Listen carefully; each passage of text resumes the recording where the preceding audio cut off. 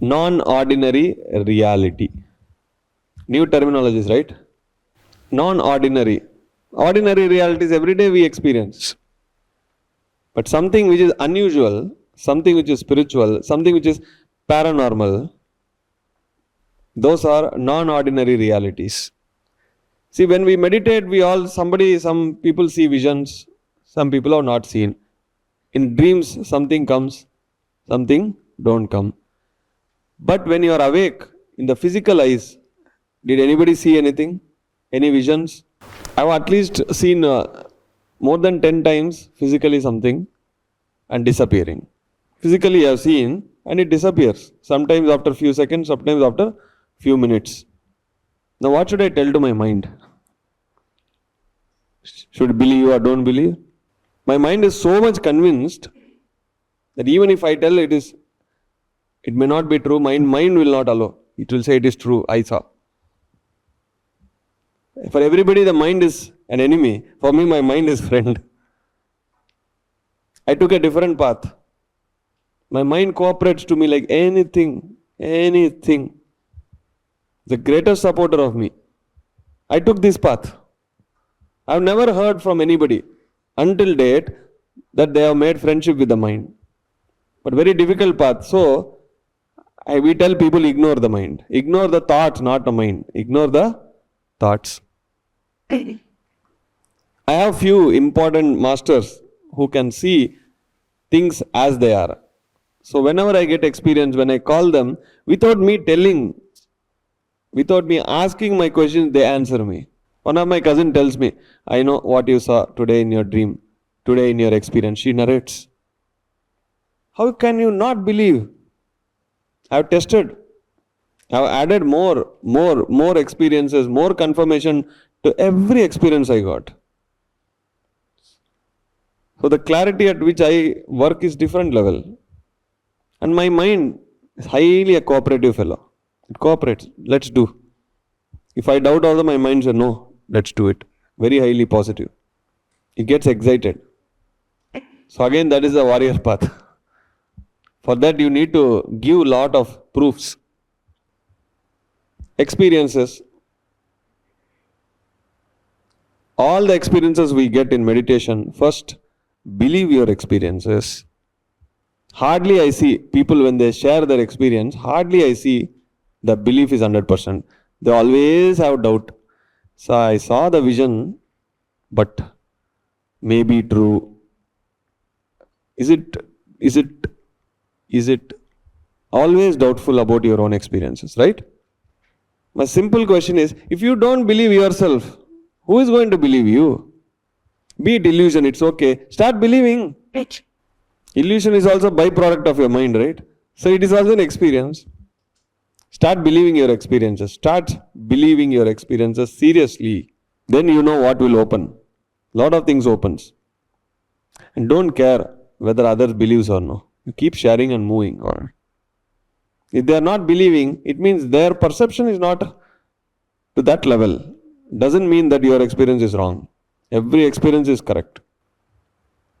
Anybody did any past life regression therapies?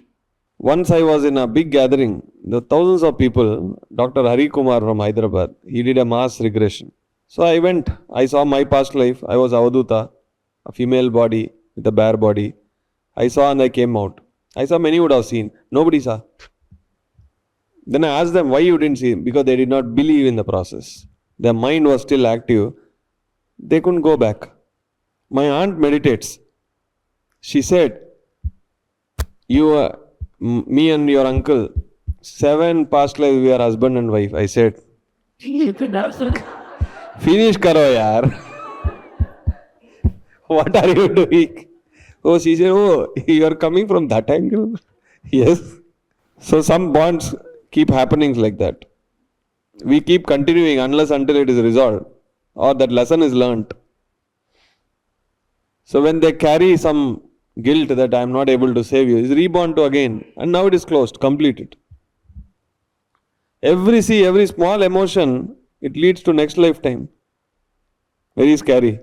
So first you get enlightened, then everything else will vanish. Such a nice experience. I was also a king. I saw my kingdom. I saw my caves, Ajanta Ellora caves. I was King Harshavardhan. Ah. It was a wonderful experience. And in one lifetime, I was in China. I was a big fighter.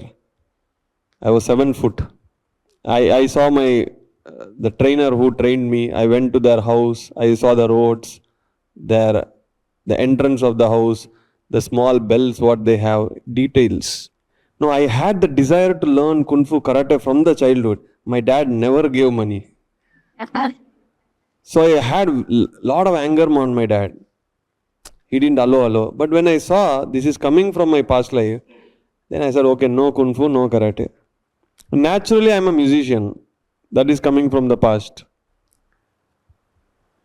And after I came to know that I was a king, then first question I got is, why am I again born? A king enjoys everything, right? Why am I again born? Though the search of depth for truth started going in deep. So every past life unnecessarily should not get revealed. Sometimes your mind cannot take. I told one lady that your husband took a birth in Jerusalem. He passed away, but I got a message. He took the birth in Jerusalem. You know what was the response? थोड़ा address बताओ ना.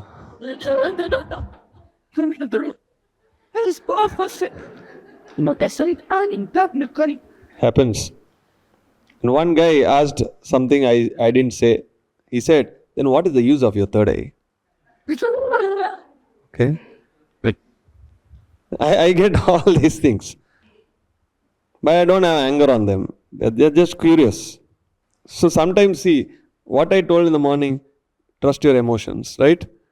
Without seeing all this past life, what is the first thing that came out? Anger. So there we have to catch. Why? I don't know him. First time I'm meeting. Why so much of anger? And when you catch that, then you quest, that will lead to the answer. Sooner or later. I've read so many books on past life, future healing, past life, future lives. Newton has recommended so many books.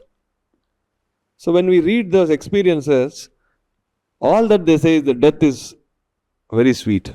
No need to fear death. Fearing for others' death, I can't do anything. Your own death, I'll tell you. Caution and safety. Yeah. Subjectivity is another great subject. See, this is my experience. If your perception, depend on your perception, the subjectivity may change. Somebody believed, somebody partially believed. Somebody said, how can you be so sure? Come to Ajanta caves, show me everything. Then I may believe. The logical minded people can't help. That is up to your subjectivity. I cannot help. When you do Anapanasati meditation, breath meditation, there is nothing to worry. But if you do anything else, safety and caution, be careful. See, when we observe the breath, an interesting case happened. One lady came to office, her third eye was open from outside to inside. The door is open from outer to in. It has to happen from inner to outer. When you do third eye meditations, it's a breach. Like in a security data breach, we say from outer to inner. So when you focus on here, third eye opens. But it will be from outside. It is vulnerable. Others also can enter. But if it happens from inner to outside, from inside you can close the door. It will be in your control. So this is what I have learned. I didn't know all these things. But when I was seeing, I'm seeing this direction. It is not from this direction. Then she quit that practice. First the door came this way and then finally it opened. So unnecessary practices will delay your enlightenment. It will create a lot of problems. Patriji always tells, we are not railway engines. Train engines, no? We are altering the breath. You may feel good. The mind may become immediately empty. But these practices will trouble you a lot later.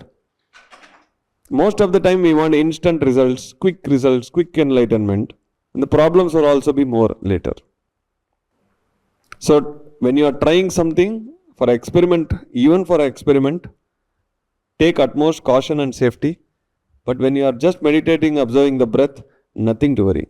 There is nothing needed. There is no caution needed, no safety measures need to be taken. And in your personal growth, you will see a great change.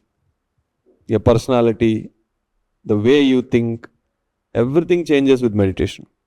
So be serious, be sincere. That's all we have for today.